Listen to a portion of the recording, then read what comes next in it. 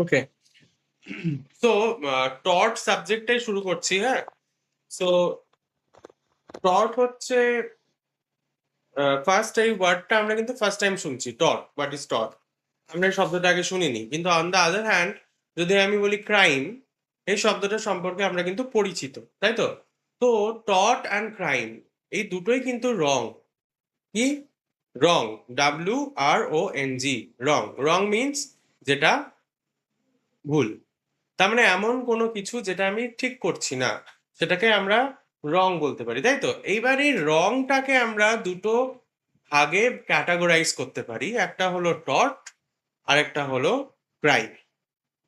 তো আমি যদি এখন বলি ক্রাইমের এক্সাম্পল দিতে, তোরা দিতে পারবি, তাই তো?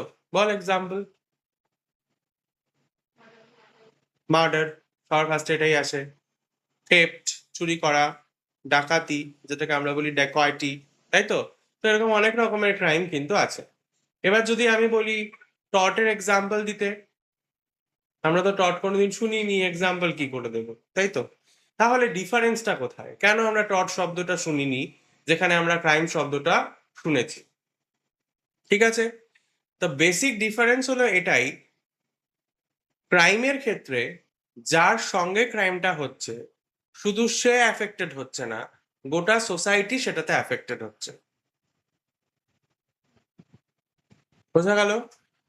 যখন আরজি করের ঘটনাটা ঘটলো, শুধুমাত্র সেই হসপিটাল বা তার বাড়ির লোক পর্যন্ত সেটা সীমাবদ্ধ থাকলো না, সেটা গোটা ওয়েস্ট বেঙ্গল কি ইন্ডিয়া বা ওয়ার্ল্ডেরও অনেক জায়গায় সেটার এফেক্ট পড়লো। সো ক্রাইম হচ্ছে এমন একটা অফেন্স বা এমন একটা রং, যেটায় সাফার হয়তো একজনই করছে বা দুজন করছে কি তিনজন করছে, কিন্তু সেটার এফেক্ট কিন্তু ওয়ার্ল্ড ওয়াইড হচ্ছে। বা একটা সোসাইটিতে, যে হিউম্যান সোসাইটিতে আমরা বসবাস করি, তার প্রত্যেকটা মানুষের মধ্যে একটা এফেক্ট পড়ছে। কি এফেক্ট?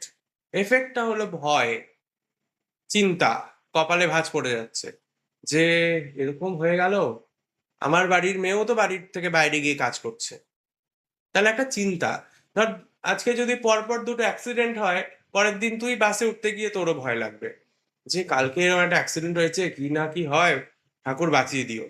সো ব্যাপারটা এটা যে এমন কোনো জিনিস যেটা, যে অ্যাক্সিডেন্টে মারা গেল, মানে র্যাশলি, ধর বাইক স্কুটি চালালো কি গাড়ি চালালো কি বাস চালালো, র্যাশলি নেগলিজেন্টলি রাফ করে গাড়িটা চালানোর জন্য অ্যাক্সিডেন্ট হলো, ডেফিনেটলি এটা একটা রং, তাই তো? যে মারা গেল সে তো মারা গেল, বা যার হাত ভাঙলো তার তো ক্ষতি হলো, কিন্তু গোটা সোসাইটিতে আমাদের একটা চিন্তা তৈরি করে দেয় মাথায় যে আমাদেরও তো রাস্তায় যাই, কি না কি হয়, এই ব্যাপারগুলো। সো যে অফেন্স মানে, সরি মানে যে রংগুলো শুধুমাত্র ঘটনার মধ্যেই সীমাবদ্ধ থাকে তা নয়, গোটা সোসাইটিতে সেটার একটা এফেক্ট ফেলছে, তখন সেই রংগুলোকে আমরা বলি ক্রাইম। ক্লিয়ার? কিন্তু এমন কিছু রং, যে রংগুলো আমাদের শুধুমাত্র ওই লোকটা আর যে করছে দুজনের মধ্যেই সীমাবদ্ধ থাকে, বাকিদের আমাদের কিচ্ছু যায় আসে না, আর সোসাইটিতে ওটার কোনো এফেক্ট পড়ে না, সেটাকে আমরা বলতে পারি টর্ট। অ্যাকচুয়ালি টর্ট দিয়েই একটা রং শুরু হয়। যদি আমরা একটু অন্যভাবে ডিসকাস করি, তাহলে টর্ট দিয়েই একটা রং শুরু হয়। টর্ট হচ্ছে বেসিক আন্ডারস্ট্যান্ডিং, যে এটা রং না রাইট। আমি একটা লোককে থাপ্পড় মারলাম, এই থাপ্পড় মারাটা আদৌ ঠিক না বেঠিক, সেটা টর্ট দিয়েই আমরা জাজ করতে পারবো।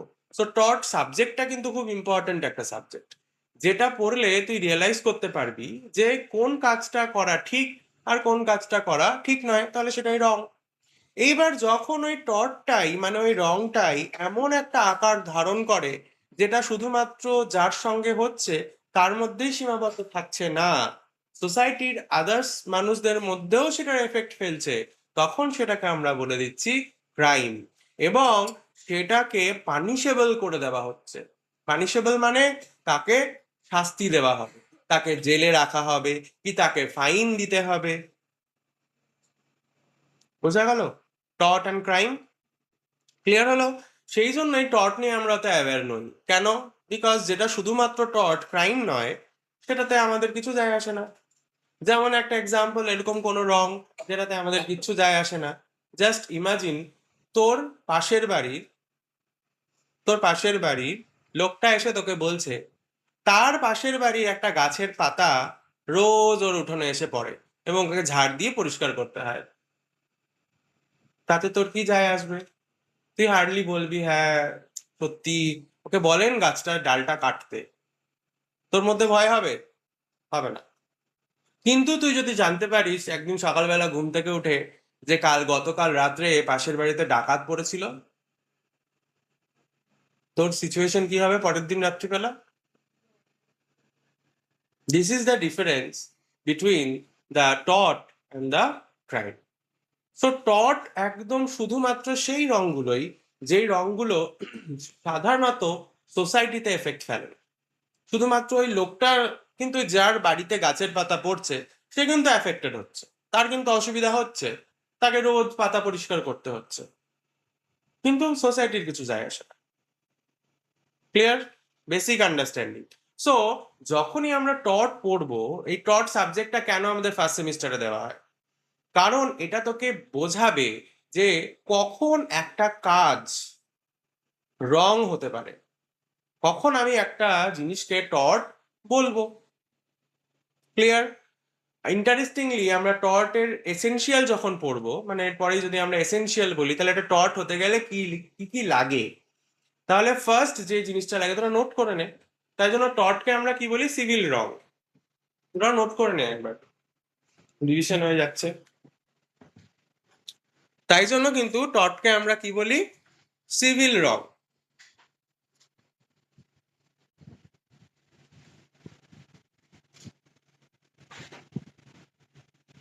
কেন এটা সিভিল রং? কারণ যে লোকটা টর্ট করছে তাকে আমরা পানিশমেন্ট দেই না, ক্রাইমে লোকটাকে পানিশমেন্ট দেওয়া হয়। তাই এটা কোনো ক্রিমিনাল রং নয়, এটা সিভিল রং।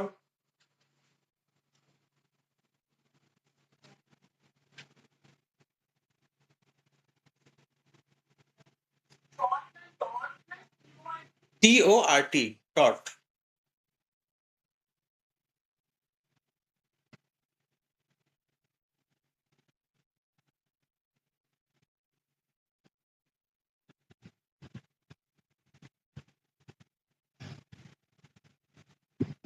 তাহলে ফার্স্ট যেটা আমরা নোট বা জানবো সেটা হচ্ছে টর্ট হলো একটা সিভিল রং। তাহলে কেন সিভিল? কারণ ক্রিমিনাল নয় এটা।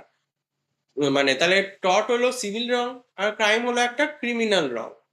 অ্যাকচুয়ালি ক্রাইমের অনেকগুলো নাম আছে, ক্রাইমকে আমরা অফেন্স বলতে পারি, অফেন্স মানে ক্রাইম, ঠিক আছে?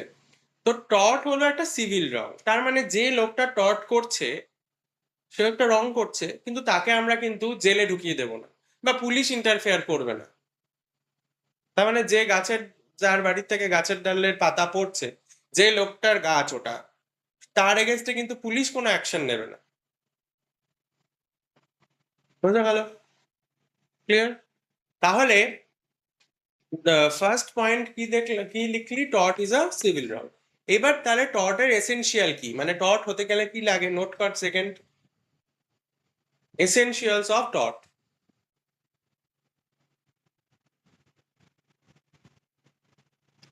এসেনশিয়ালস অফ টর্ট, তার মানে টর্ট হতে কি কি লাগে, টর্ট হতে কি কি লাগে। তাহলে টর্ট হতে ফার্স্ট যেটা লাগে সেটা হলো কোনো একটা কাজ করতে হবে, তার মাধ্যমে টর্ট হতে পারে। আবার এরকমও হতে পারে যে তুই কোনো কাজ করছিস না, তুই বসে আছিস বাট তুই টর্ট করে ফেললি, এটাও হতে পারে। তার মানে মানে টর্ট দুভাবে হতে পারে, একটা হচ্ছে কাজের মাধ্যমে, একটা কাজ না করে। তো কাজের মাধ্যমেটা না হয় বুঝলাম, কাজ না করেও কি করে টর্ট হতে পারে সেটা এক্সপ্লেন করতে হবে, তাই তো? কাজের মাধ্যমে টর্ট তো আমরা বুঝতেই পারছি, মানে আমি কোনো একটা অ্যাক্ট করলাম, লাইক আমি কারোর বাড়িতে উইদাউট তার পারমিশন এন্টার করে গেলাম, এটা একটা টর্ট। সেটাকে আমরা বলি ট্রেসপাস বা অনধিকার প্রবেশ, মানে উইদাউট পারমিশন আমি কারোর বাড়িতে এন্টার করে ফেললাম। তাহলে এটার জন্য আমাকে তো একটা অ্যাক্ট করতে হলো। অ্যাক্ট কোনটা এখানে? প্রবেশ করাটা। আবার কোনো কাজ না করেও টর্ট হতে পারে, কিরকম? যেমন নেগলিজেন্স একটা টর্ট। কিরকম? মানে আমার ডিউটি ছিল কাজটা করার, আমি করলাম না। লাইক আমি ধর রেল গেটে কাজ করি, ট্রেন আসছে, আমার গেটটা নামানো উচিত ছিল, আমি নামাইনি, এবং একটা ট্রেন চলে গেল, এবং কোনো একটা লোকের কোনো ক্ষতি হলো, হতে পারে তার কোনো একটা বাইকের ক্ষতি হলো বা তার ফিজিক্যাল ইনজুরি হলো। তো সেটা সেই ক্ষেত্রেও কিন্তু রেলওয়ের যে ডিপার্টমেন্ট, ইন্ডিয়ান রেলওয়ে, সে কিন্তু টর্শিয়াসলি লায়াবেল হবে। এবার যদিও তুই বলতে পারিস যে একটা লোক মরে গেল, মার্ডার হলো, তো যে লোকটা কাজটা করলো তার এগেনস্টে হয়তো আমরা ক্রিমিনাল অ্যাকশন নিতে পারি, যে তুমি কেন নেগলিজেন্টলি, কেন তুমি রেলগেটটা ফেলোনি, তার জন্য একটা লোক মারা গেল বা তার ফিজিক্যাল ইনজুরি হলো। কিন্তু রেলওয়ে ডিপার্টমেন্ট কিন্তু এই ক্ষেত্রে, রেলওয়ে ডিপার্টমেন্টকে তো আর আমরা অ্যারেস্ট করে নিয়ে যেতে পারবো না। অ্যারেস্ট করতে পারবো রেলওয়ে ডিপার্টমেন্টকে? পারবো না। তো সে কিন্তু টর্শিয়াসলি লায়াবেল হবে, তাকে রেলওয়ে ডিপার্টমেন্ট ওই লোকটাকে ক্ষতিপূরণ দেবে, যে আমার নিযুক্ত করা লোকের কারণে তোমার ক্ষতি হয়েছে, সো আমি তোমাকে ক্ষতিপূরণ দিচ্ছি। বোঝা গেল? ওকে। সো আরেকটা এক্সাম্পল যদি দেই, যেমন এটা একটা কেস হয়েছিল, দিল্লি মানে municipal corporation of Delhi versus Suhagbati বলে একটা কেস আছে। সেই কেসটাতে কি হয়েছিল, একটা ক্লক টাওয়ার ছিল। ক্লক টাওয়ার তো জলপাইগুড়িতে নেই, কোচবিহারে আছে, শিলিগুড়িতে আছে। ক্লক টাওয়ার মানে একটা ইয়ে টাইপের স্তম্ভ যেখানে ঘড়ি লাগানো থাকে। এবার দিল্লিতে ওরকম একটা ক্লক টাওয়ার ছিল যেটা ভেঙে পড়ে যায়, কোনো ভূমিকম্পও হয়নি, কিছুই হয়নি, ওটা ভেঙে পড়ে যায়। কেন একটা ক্লক টাওয়ার ভেঙে পড়ে যেতে পারে?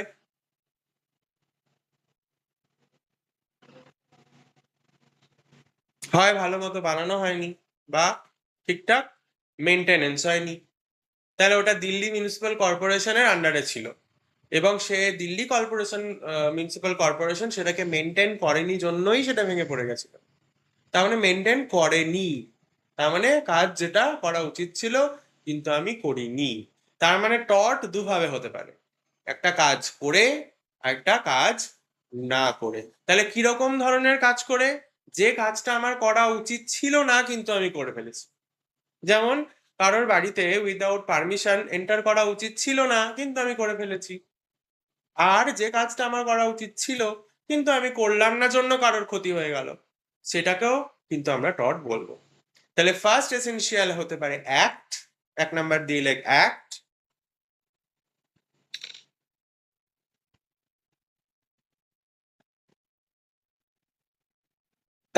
অ্যাক্ট, অ্যাক্ট মানে কোনো কাজ করা।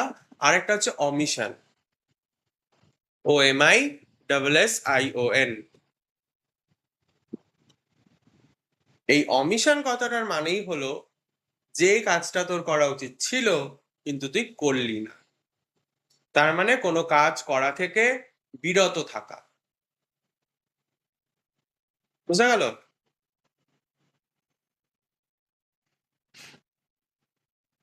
তাহলে টর্ট দুভাবে হতে পারে, অ্যাক্ট করেও হতে পারে, আবার অমিশন করেও হতে পারে। ক্লিয়ার? সেকেন্ড এসেনশিয়াল কি? টর্ট হতে গেলে লিগ্যাল ড্যামেজ হতে হবে। টর্ট হতে গেলে সেকেন্ড এসেনশিয়াল হলো কারোর লিগ্যাল ড্যামেজ হতে হবে। তাহলে নোট করে নে সেকেন্ড এসেনশিয়াল। আচ্ছা, অ্যাক্ট আর অমিশনের পাশে না নোট করে নে ওটা। অ্যাক্ট মানে কাজ করা, আর অমিশন মানে কোনো কাজ করা থেকে বিরত থাকা। এগুলো এখন একটু নোট করে করে পড়বি, পরে নিজেরই মুখস্থ হয়ে যাবে।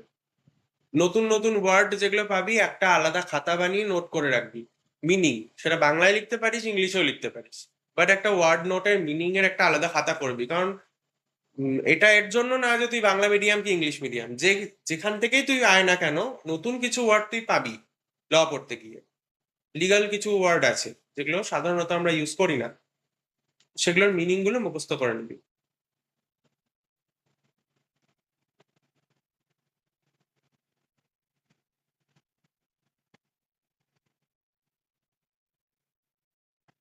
তাহলে সেকেন্ড এসেনশিয়াল কি বললাম? Legal damage.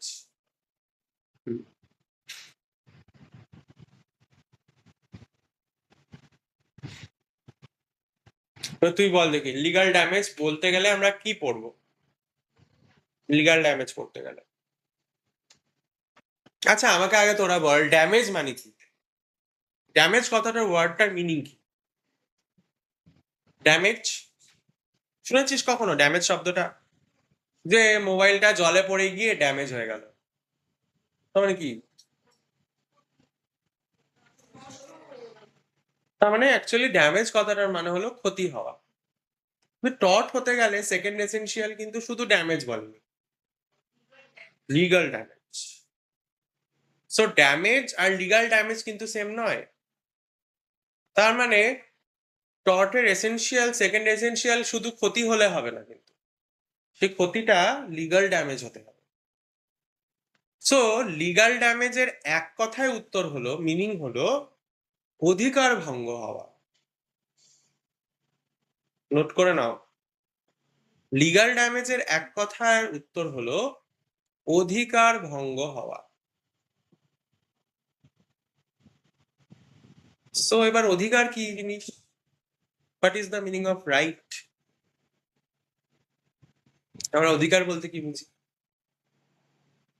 অধিকার বলতে বোধহয় বুঝি সবাই, কিন্তু মিনিং এক্সপ্লেনেশন আমরা কেউ দিতে পারবো না, তাই কি? এক্সাম্পল, অধিকারের একটা এক্সাম্পল।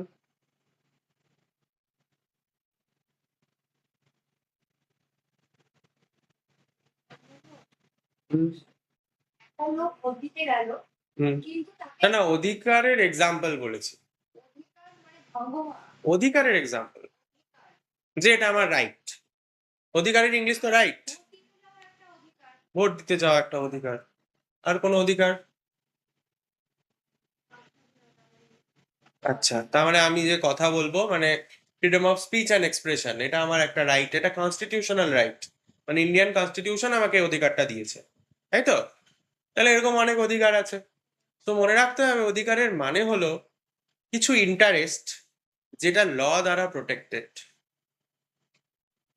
রাইট হলো, ভালো করে ভেবে দেখ, সেটাকে আমি আমার অধিকার বলতে পারবো যেটা আমার ইন্টারেস্ট, মানে আমি চাইছি যে আমি ওটা পাই, এবং ল সেটাকে প্রোটেক্ট করছে যে হ্যাঁ তুমি ওটা পাবে, তখনই সেটাকে আমরা বলতে পারি রাইট। যদি তোর কোনো ইন্টারেস্টকে ল প্রোটেকশন না দেয়, তখন সেটাকে কিন্তু আমরা রাইট বলতে পারি না। যেমন পরীক্ষার সময় অনেকেই ভাবে যে বই দেখে যদি লিখতে পারতাম খুব ভালো হতো, কিন্তু ল তোকে এই প্রোটেকশনটা দেয় না, so it is not your right. কিন্তু তোর কাছে অ্যাডমিট কার্ড আছে, তোর ইন্টারেস্ট কি আমি পরীক্ষাটা যেন দিতে পারি, তোকে যদি কেউ আটকে দেয় তখন কিন্তু সে তোর অধিকারটা ভঙ্গ করে দেবে। তোর কাছে অ্যাডমিট কার্ড আছে মানে ইট ইজ ইয়োর রাইট যে তুই পরীক্ষায় বসতে পারবি। সো তোর ইন্টারেস্ট, যেই ইন্টারেস্ট গুলো ল প্রোটেক্ট করছে, সেটাকে আমরা বলবো রাইট। আর তোর এমন ইন্টারেস্ট তো অনেক সময় হয়, এ, পাশের বাড়ির ধর গাছে আম দেখে ইস যদি দুটো আম পেড়ে এনে খেতে পারতাম ভালো হতো। এবং অনেক ইন্টারেস্ট, অনেক ইচ্ছে আমাদের হয়, সব ইচ্ছে কিন্তু ল প্রোটেক্ট করে না। তাহলে যেই ইচ্ছেগুলো ল প্রোটেক্ট করে না, সেগুলোকে কিন্তু আমরা অধিকার বলতে পারবো না। বোঝা গেল? দেখ মাথার উপর প্রেশার পড়ছে না?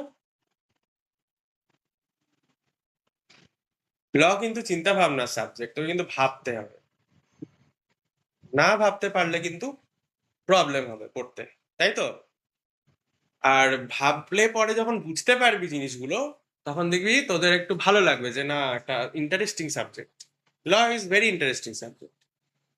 আচ্ছা, সো তাহলে দেখ এই যে তোকে অধিকারগুলো দিচ্ছে ল, সেই অধিকারটা যখন কেউ ভঙ্গ করে দিচ্ছে, সেটাকে আমরা বলতে পারি লিগ্যাল ড্যামেজ। তার মানে শুধু ড্যামেজটা এখানে ইম্পর্টেন্ট নয়। ড্যামেজ মানে ক্ষতি, মানে ধর আমি তোকে একটা ঘুষি মারলাম, তোর দুটো দাঁত পড়ে গেল, তোর ড্যামেজ হলো, কিন্তু দেখতে হবে এখানে তোর অধিকার ভঙ্গ হলো কিনা। হতে পারে তুই আমাকে মারতে এসেছিলি তাই আমি তোকে ঘুষি মেরেছি, তাহলে কিন্তু এখানে তোর অধিকার ভঙ্গ হলো না, তাহলে কিন্তু এটা লিগ্যাল ড্যামেজ নয়। বা হতে পারে তুই রাস্তা দিয়ে যাচ্ছিস, একটা বাস এসে পেছন থেকে তোকে মেরে দেবে, তার জন্য আমি তোর হাত ধরে টানলাম, টিভি সিরিয়ালে হয়, বা ধাক্কা দিলাম, তুই পড়ে গেলি, পড়ে গিয়ে তোর দুটো দাঁত পড়ে গেল, ভেঙে গেল, ড্যামেজ হলো, কিন্তু এটা কিন্তু লিগ্যাল ড্যামেজ মানে নয়, তোর কিন্তু অধিকার ভঙ্গ হলো না। এমনি যদি তোকে আমি ধাক্কা দিয়ে ফেলে তোর দাঁত ভেঙে দিই, তাহলে তোর অধিকার ভঙ্গ হবে। এবার বোঝা যাচ্ছে? তার মানে টর্ট হতে গেলে ড্যামেজটা ইম্পর্টেন্ট নয়, টট হতে গেলে লিগাল ড্যামেজটা ইম্পর্টেন্ট, এবং ইন্টারেস্টিংলি সেই লিগাল ড্যামেজে যদি আমাদের আলটিমেটলি আক্ষরিকভাবে কোনো ড্যামেজ না হয়, তাহলেও আমরা সেটাকে টট বলতে পারি। মানে তোর কোনো ক্ষতি হলো না, কিন্তু তোর অধিকার ভঙ্গ হলো, সেটাকেও আমরা টট বলতে পারি। এবার এটাকেই, এই লিগাল ড্যামেজটাকেই ভালো করে বোঝার জন্য আমাদের দুটো ম্যাক্সিম পড়তে হয়। ম্যাক্সিম কি জিনিস? ম্যাক্সিম হলো প্রবাদ বাক্য, যেটা বাংলায় আমরা বলি যে গাছে কাঁঠাল গোপে তেল, অতি লোভে তাঁতি নষ্ট। তো সেরকম কিছু ম্যাক্সিম আমরা লয়ে পড়ি, যে ম্যাক্সিম গুলো বাংলায় নয়, এগুলো ইংলিশেও লেখা নয়, এগুলো ল্যাটিন ম্যাক্সিম, ল্যাটিন ল্যাঙ্গুয়েজের ম্যাক্সিম। তো ম্যাক্সিম স্পেলিংটা কি? MAXIM, নোট কর। ম্যাক্সিম মানে হলো প্রবাদ বাক্য।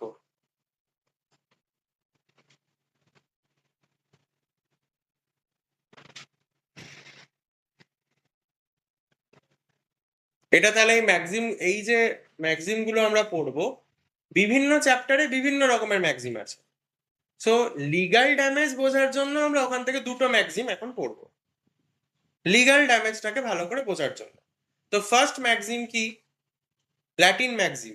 হ্যাঁ, ফার্স্ট ম্যাক্সিমটা হলো, বলতে কি? ইনজুরিয়া সাইন ড্যামনো, ইংলিশ নয় কিন্তু, হ্যাঁ, INJURIA, ইনজুরিয়া স্পেস দিয়ে সাইন SINE, সাইন, ড্যামনো স্পেস দিয়ে ড্যামনো DAMNO।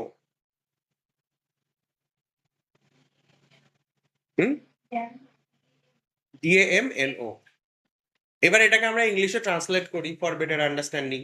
তো ইনজুরিয়া শব্দটার মানে হলো ইনফ্রিঞ্জমেন্ট অফ লিগাল রাইট, একটু বড়,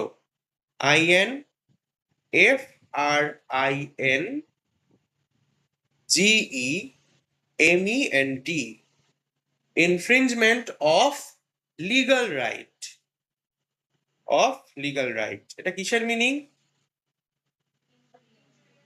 ইনজুরিয়ার মিনিং। অনলি ইনজুরিয়া শব্দটার মানে হলো এটা। ওকে, সাইন শব্দটার মানে হলো উইদাউট, সাইন শব্দটার মানে হলো উইদাউট,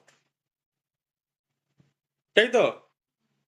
আর ড্যামনো মানে ড্যামেজ, ড্যামনো মানে হলো ড্যামেজ।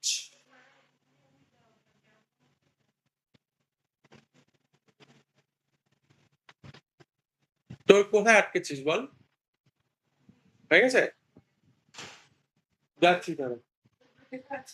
ও, তাহলে ফার্স্ট হচ্ছে ইনজুরিয়া সাইন ড্যামনোর, ইনজুরিয়া কথাটার মানে হলো infringement of legal right without damage, এটা হলো ইংলিশ ট্রান্সলেশন।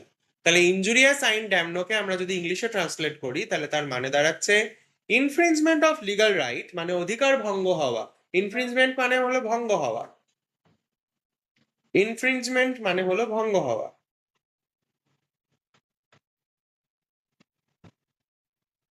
তার মানে অধিকার ভঙ্গ হলো কিন্তু কোনো ক্ষতি হলো না, উইদাউট ড্যামেজ, তাই তো? তার মানে আক্ষরিক অর্থে তোর কোনো ক্ষতি হলো না, বাট তোর অধিকার ভঙ্গ হচ্ছে। এরকমও কি হতে পারে যে অধিকার ভঙ্গ হলো কিন্তু কোনো ক্ষতি হলো না? এক্সাম্পলটা দিচ্ছিল, বলো দেখি।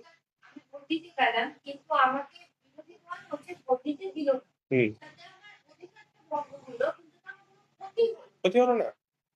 যদি তুমি যাকে ভোট দিতে সে হেরে যায়?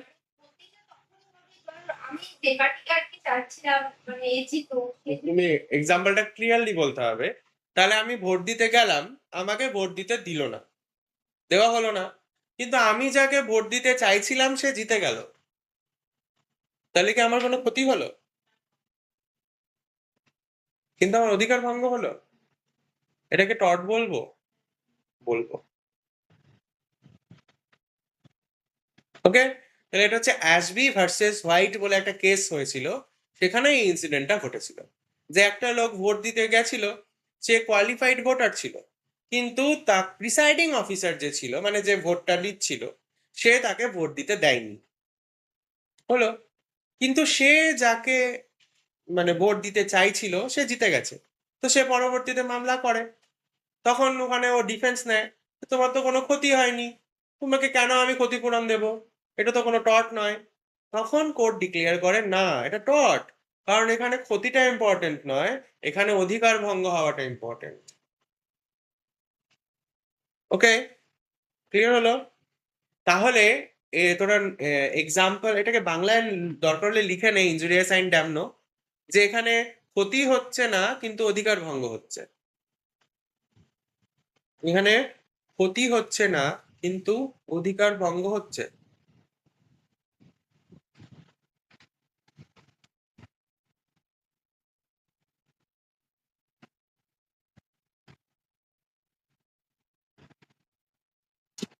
এক্সাম্পল লিখে রাখ, Ashby versus white, ASHBY versus, ভার্সেসটা তোরা ভি ডট লিখতে পারিস, Ashby versus white, white spelling যেটা WHITE সেটাই। এটা কিন্তু ইউকের ঘটনা, ইংল্যান্ডের ঘটনা। তো আমরা টট পড়তে গিয়ে কিছু ইংল্যান্ডের কেস পড়বো, কেন? কারণ অ্যাকচুয়ালি কনসেপ্ট গুলো ওয়েস্টার্ন কালচার থেকেই এসছে, যেহেতু ব্রিটিশরা আমাদের এখানে রুল করেছে, তো আমাদের ল অ্যান্ড অর্ডারটা যেটা আমরা এখন ফলো করি সেটা ব্রিটিশদের দ্বারাই ইন্ডিয়াতে এসছে। তো সেই জন্য আমাদের অনেক কিছু ব্রিটিশদের নিয়ম কানুনগুলো আমাদের এখানে চলে বা এক্সাম্পল হিসেবে আমরা ইউজ করি। ঠিক আছে, তো এই যে এই কেসটা এটা আমাদের এটা বোঝালো যে তার মানে টর্ট হওয়া মানে ক্ষতি হওয়াটা নয়, আক্ষরিক অর্থে টর্ট হওয়া মানে অধিকারটাই ভঙ্গ হওয়া। তাহলে ফার্স্ট কি হতে হবে টর্ট হতে গেলে? Act or omission.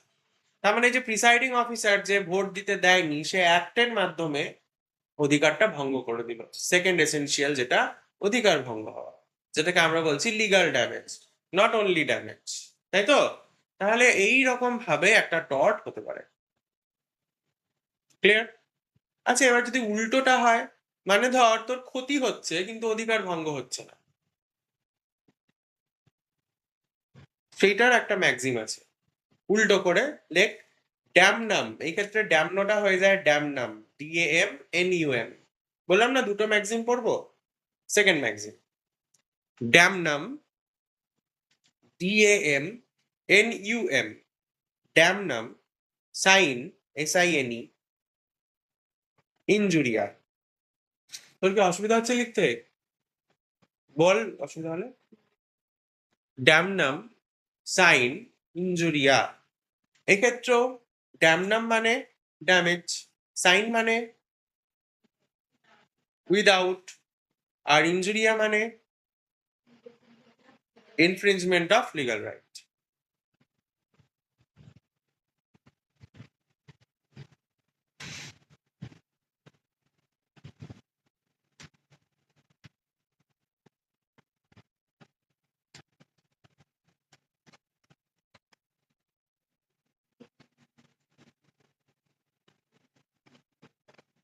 তাহলে এখানে কি হচ্ছে, এটার মিনিং কি দাঁড়াচ্ছে? Damage without infringement of legal right, ক্ষতি হচ্ছে কিন্তু কোনো অধিকার ভঙ্গ হচ্ছে না।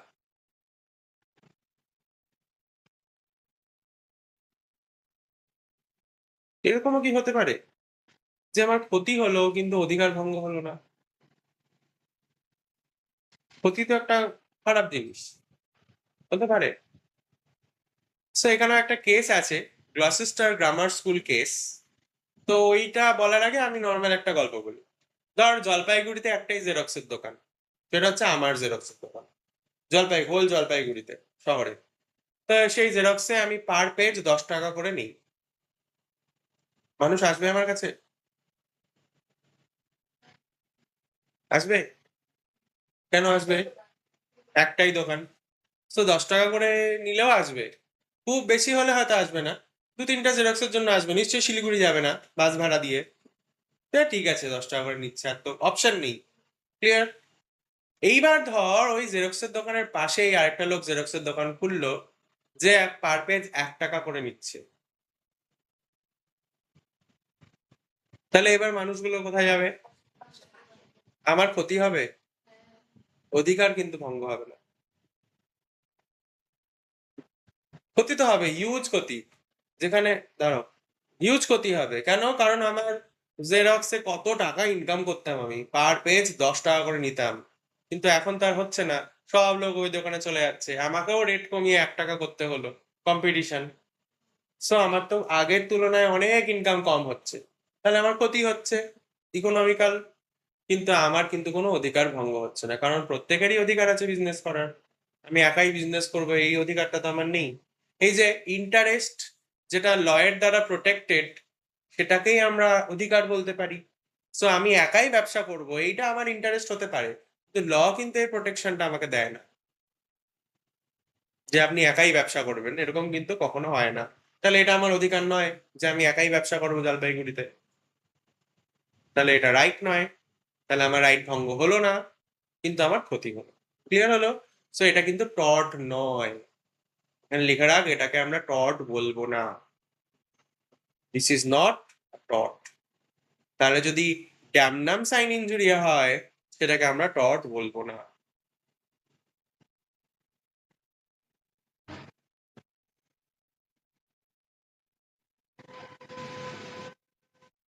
তার মানে two constitute a tort, which is more important, damage or infringement of legal right, কোনটা বেশি ইম্পর্টেন্ট টর্ট হতে গেলে? Infringement of legal right, damage is not important. এবার ইনফ্রিঞ্জমেন্ট অফ লিগাল রাইটের সঙ্গে যদি আমার ড্যামেজও হয়, তাহলে কোনো অসুবিধা নেই, টর্ট আমি ওটাকে বলবো। কিন্তু ড্যামেজ হলো কিন্তু কোনো অধিকার ভঙ্গ হলো না, সেটাকে আমরা টর্ট কোনোদিনও বলবো না। অন্যথায় আমরা উল্টোটা দেখছি, যে আমার ক্ষতি হলো না, কিন্তু অধিকার ভঙ্গ হলে সেটা আবার টর্ট হয়ে গেল। তাহলে ক্ষতি আর মানে এটা অনেকে একটু কনফিউজ হয়ে যায়, ওই জন্য ক্লিয়ার করে দিচ্ছি। অধিকার ভঙ্গ আর ক্ষতি দুটোই যদি একসঙ্গে হয়, সেটাকে কি টর্ট বলবো? হ্যাঁ বলবো, কারণ অধিকার ভঙ্গ তো আছে। বুঝতে পারছিস জায়গাটা, যে দুটো একসঙ্গে, ওইটাই বেশি ইম্পর্টেন্ট, তাতে ক্ষতি হোক কি না হোক সেটা ইম্পর্টেন্ট না। তো ক্ষতি হলে ভালো, আরো বেশি ক্ষতিপূরণ পাবি তুই। ক্লিয়ার? তাহলে এটাই ছিল এসেনশিয়ালস অফ টর্ট। তাহলে এবার বুঝতে পারছিস কখন আমরা একটা কাজকে রং বলতে পারি? যদি তার কোনো কাজ করা বা না করা কোনো মানুষের অধিকারকে নষ্ট করছে, তখনই সেটাকে আমরা বলতে পারি যে আপনি একটা রং কাজ করলেন, মানে ইট ইজ আ টর্ট। আর যখনই এইরকম একটা ইনসিডেন্ট ঘটে যাচ্ছে, যার সঙ্গে টর্ট হচ্ছে, সে সঙ্গে সঙ্গে একটা অধিকার পেয়ে যাচ্ছে, এক্সট্রা অধিকার। সেটা কি? ক্ষতিপূরণ পাওয়ার অধিকার। তাহলে টর্টের রেমিডি কি? রেমিডি মানে হচ্ছে প্রতিকার। যেমন আমার জ্বর হলো, রেমিডি কি? ওষুধ খেতে হবে। সেরকম আমার সঙ্গে টর্ট হয়ে গেল, আমার রেমিডি কি? আমি ক্ষতিপূরণ পাবো ওই লোকটার কাছ থেকে, যে তুমি আমার ক্ষতি করেছো, সো এবার ক্ষতিপূরণ দাও। ক্লিয়ার হলো? সো ক্ষতিপূরণকে আমরা ইংলিশে বলি কম্পেনসেশন। নোট করে নে, the remedy of tort is, the remedy, REMEDY, the remedy of tort is compensation. COMPENSATION, compensation. এই কম্পেনসেশনের আরেকটা ভালো ইংলিশ হলো ড্যামেজেস।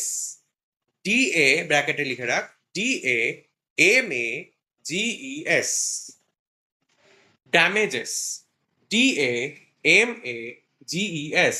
ইন্টারেস্টিং, দেখ, ড্যামেজ মানে ক্ষতি, ড্যামেজেস মানে ক্ষতিপূরণ। ইটস নট অনেকগুলো ড্যামেজ।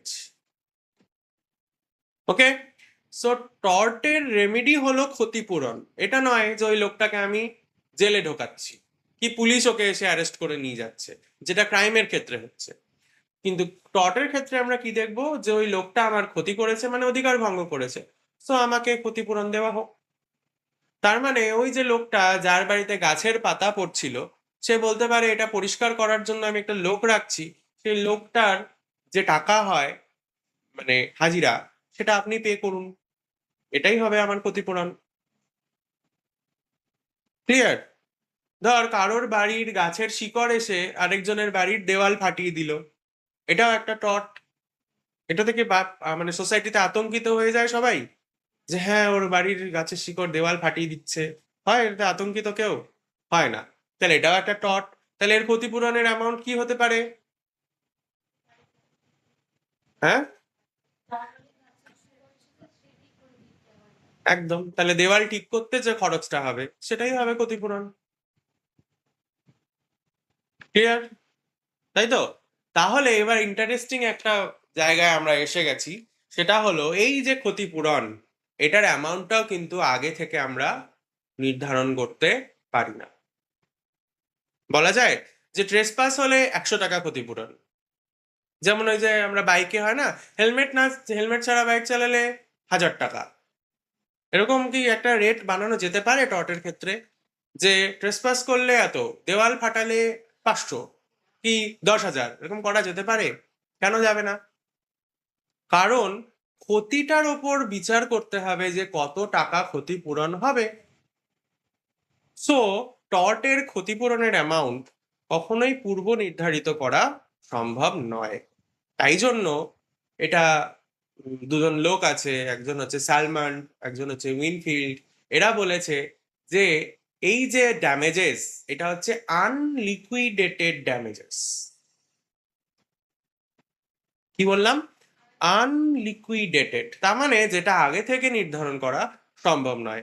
আগে ঘটনা ঘটবে, দেন আমরা ডিসাইড করতে পারবো যে কত টাকা আমরা, মানে কোর্ট কোর্ট উইল ডিসাইড যে কত টাকা ক্ষতিপূরণ ওকে অ্যাকচুয়ালি দেওয়া উচিত, যাতে ওর ওই ক্ষতিটা, মানে ক্ষতি ইন দ্য সেন্স অধিকার ভঙ্গটা নিরাময় করা যায়। ক্লিয়ার?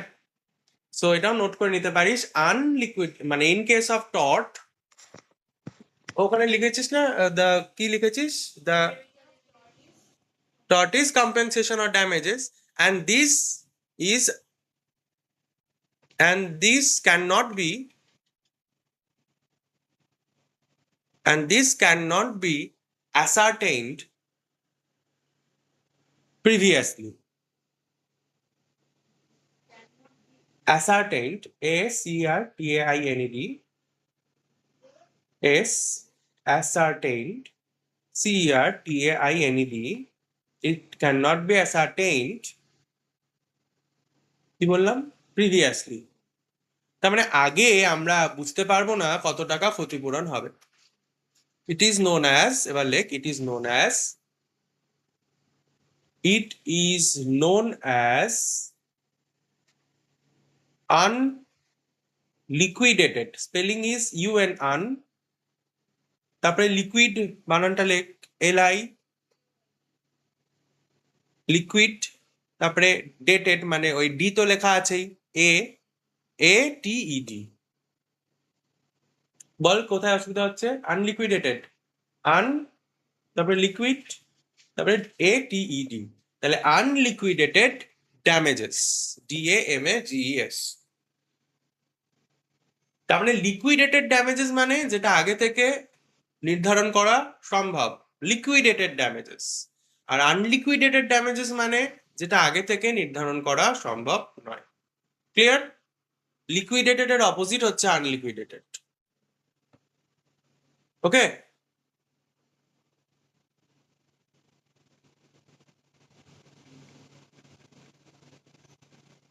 তাহলে আপাতত একটু সামারাইজ করি কি কি পড়লাম, না অনেক কিছু তো হিবিজিবি হয়ে গেল ব্যাপারটা। ফার্স্ট আমরা পড়লাম যে হোয়াট ইজ টর্ট। এটা বোঝার জন্য আমরা একটু কম্প্যারিজন করলাম ক্রাইমের সাথে, কারণ ক্রাইম শব্দটার সঙ্গে আমরা পরিচিত, টর্ট সম্বন্ধে অতটা পরিচিত ছিলাম না, তাই তো? দেন আমরা রিয়েলাইজ করলাম যে টর্টও একটা রং, ক্রাইমের মতোই একটা রং। এখানেও কারো ক্ষতি হচ্ছে, কেউ সাফার করছে, তাই তো? কিন্তু আমরা দেখলাম এখানে যে সাফার করছে তাতে সোসাইটির কিচ্ছু যায় আসে না, শুধু ওই জিনিসগুলোকে আমরা টর্টের মধ্যে সীমাবদ্ধ রাখছি, অ্যান্ড যেগুলোতে সোসাইটির যায় আসছে সেগুলো হয়ে যাচ্ছে ক্রাইম। সো দেন টর্টটাকে আর একটু ভালো, সেই জন্য টর্টকে বলা হয় সিভিল রং।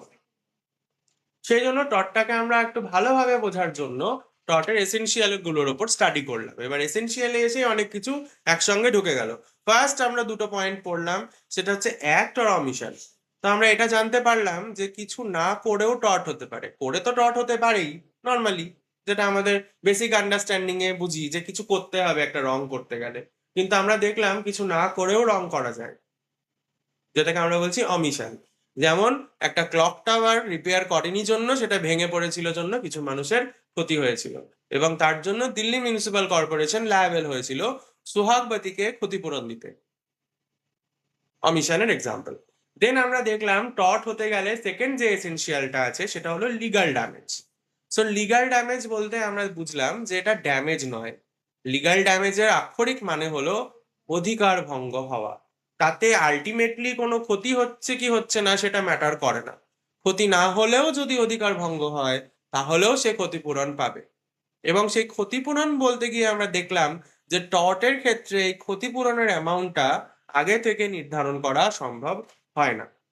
তা কেন কেন সম্ভব নয়? কারণ ক্ষতিটা না দেখে কি করে ক্ষতিপূরণ বলবো? ক্লিয়ার? শর্টের মধ্যে বলে দিলাম আজকে, মানে যা যা আপাতত হলো। আপাতত এটুকুতে দেখ কোনো ডাউট আছে কিনা তোরা একটু দেখে নে।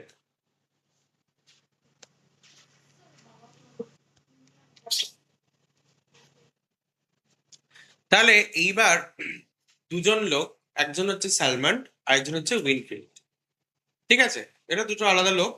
এবার এদের মধ্যে একটা বিবাদ শুরু হয়েছিল। বিবাদ মানে সেরকম না যে ওরা লড়াই করতে গেছিল লাঠি নিয়ে, এমন ব্যাপার নেই, কারণ দুটো লোক দু সময়ের তো।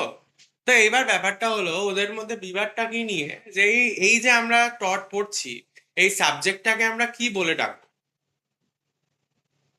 সেটা নিয়ে। মানে কাজ না থাকলে যেটা হয় আর কি। তাই মনে হচ্ছে না? একটা সাবজেক্ট, সেই সাবজেক্টের নাম নিয়ে হচ্ছে এদের বিবাদ। তাও আবার দেখ কি নিয়ে বিবাদ, যে একটা এস নিয়ে, যে আমরা এই সাবজেক্টটাকে ল অফ টর্ট বলে ডাকবো না এটাকে ল অফ টর্টস বলে ডাকবো। তো এখনো এটাও মনে হতে হবে কি সিলি, তাই ব্যাপারটা একদমই সিলি সত্যি। তো কেন এই এস নিয়ে বিবাদ? কারণ দুজনের চিন্তাটা দুরকম ছিল, সেটাই আমরা আজকে বোঝার চেষ্টা করব, ঠিক আছে? তাহলে এটা পরীক্ষায় প্রশ্নটা আসে যে is it law of tort or law of torts? তো এটা এমন কি ইম্পর্টেন্ট যেটা আমাদের পড়তে হচ্ছে? তাহলে এবার বুঝি। সো ফার্স্ট অফ অল বোঝার সুবিধার জন্য, মনে রাখার সুবিধার জন্য বোঝা না কি, ল অফ টর্টস আর ল অফ টর্ট এই দুটোর মধ্যে এস এর পার্থক্য। তো এস ওয়ালা যেটা আছে মানে ল অফ টর্টস, সেটা বলেছে স্যালমন্ড, মানে এস দিয়ে যার নাম শুরু হচ্ছে। এটা তোদের মনে মুখস্থ রাখার জন্য একটা ট্রিক। তাহলে স্যালমন্ড কি বলেছে, এটাকে ল অফ টর্টস বলে ডাকা উচিত।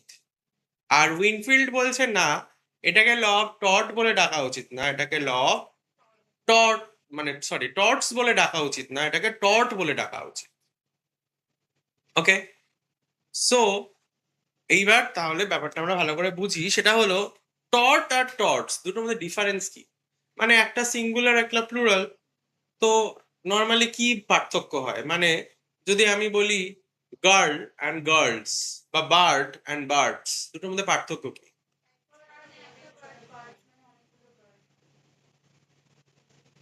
তাই না, এখানে একটা ইন্টারেস্টিং জিনিস দেখ ভালো করে। যখন আমি সিঙ্গুলার ওয়ার্ডটা ইউজ করছি, তার সামনে যদি আমি এ না বসাই, তাহলে কিন্তু এ বা অ্যান না বসাই, তাহলে কিন্তু সেটাকে আমরা একটা বলতে পারি না। দেখ, তুই যদি বলিস একটা পাখি, তাহলে তোকে বলতে হবে এ বার্ড। আর শুধু যদি বার্ড বলি, আমি যদি বলি যে আমি যদি বলি বার্ড, শুধু বার্ড, কিচ্ছু না, আমি আগে কিছু লাগালাম না পেছনেও কিছু লাগালাম না, শুধু যদি আমি বলি বার্ড বলতে, তোর মাথায় কি আসবে?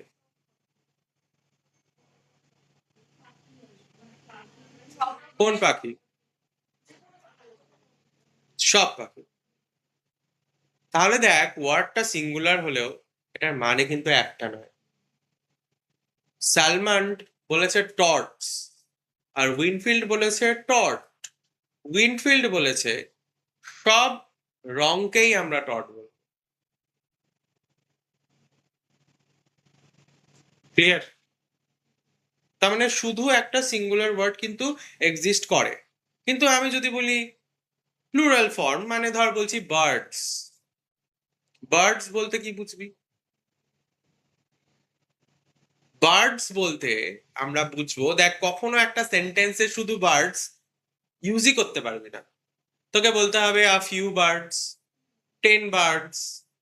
তার মানে নাম্বারটা অলওয়েজ লিমিটেড। স্যালমান্ডের টর্চটাও তাই।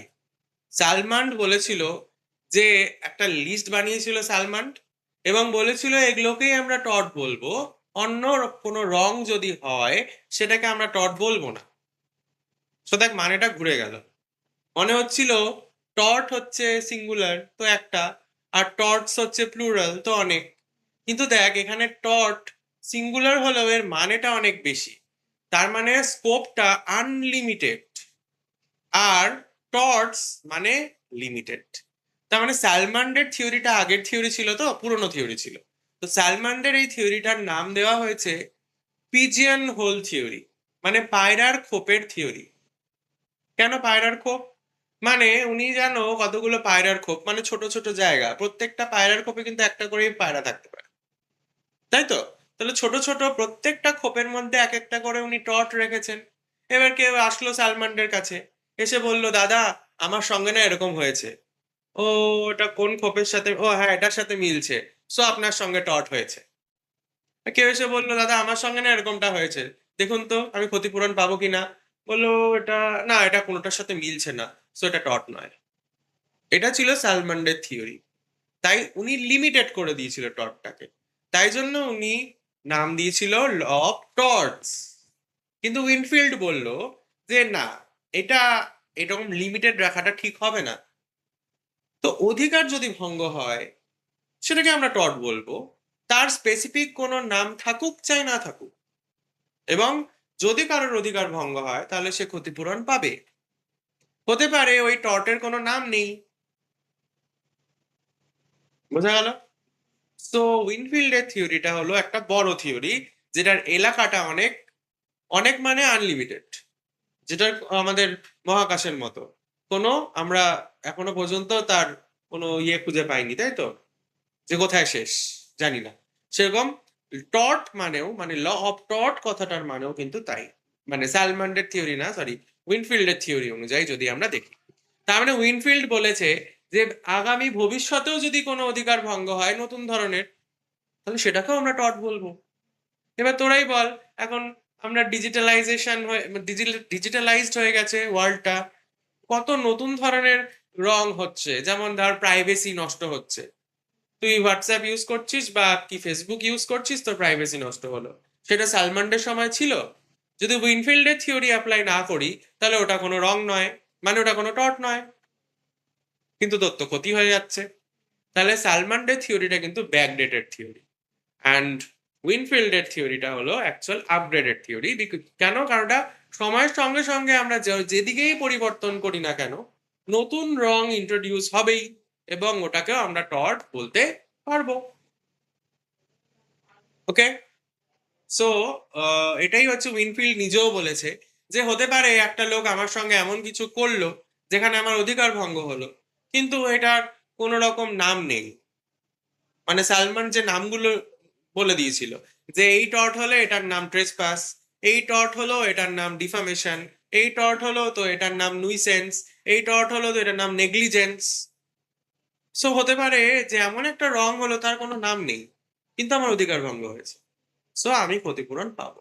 এবং এই স্যালমান্ডের থিওরিটাকে, সরি, বারবার স্যালমান উইনফিল্ডের থিওরিটাকে অ্যাপ্লাই করে নতুন টর্টও এসছে, যেমন স্ট্রিক্ট লায়াবিলিটি, যেটা আমরা ইন্ডিয়ান ভার্সনে পড়বো, যেটা আমাদের সুপ্রিম কোর্টও একটা নতুন লায়াবিলিটি ইন্ট্রোডিউস করেছে, সেটা হলো অ্যাবসলিউট লায়াবিলিটি, যেটা আগে কিন্তু স্যালমান্ডের সময় ছিল না।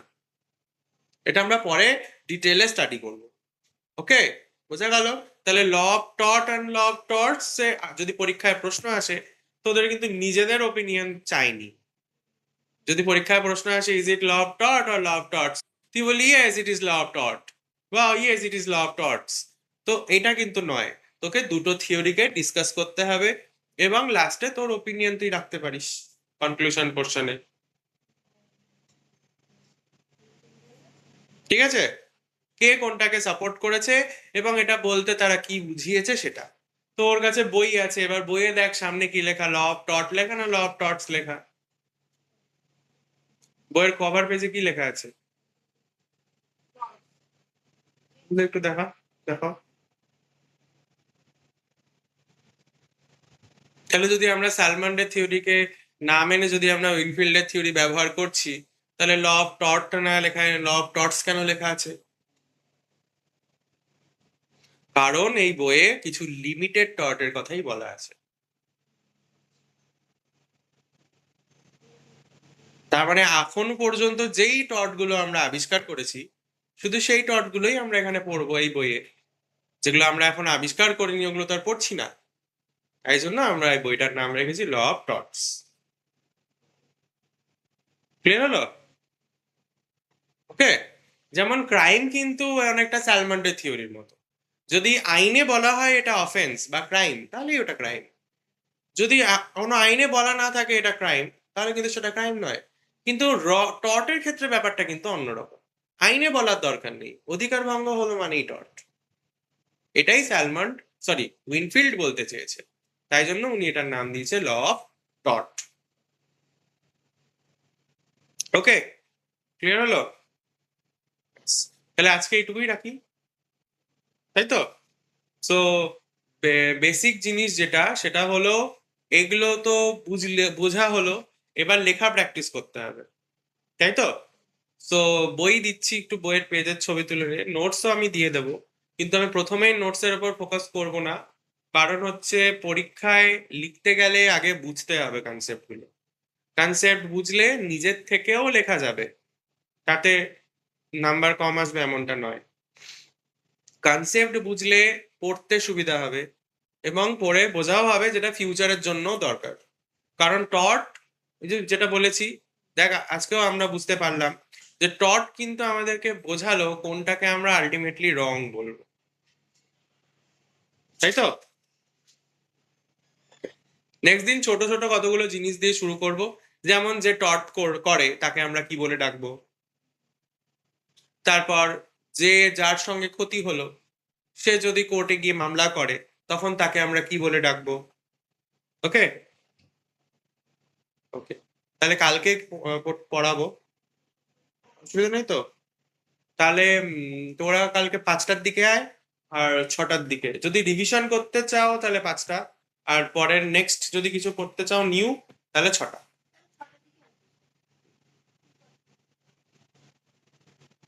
যদি রিভিশন করতে চাস আগে চলে আসবি। যাচ্ছি যাচ্ছি, ঠিক আছে, ওকে।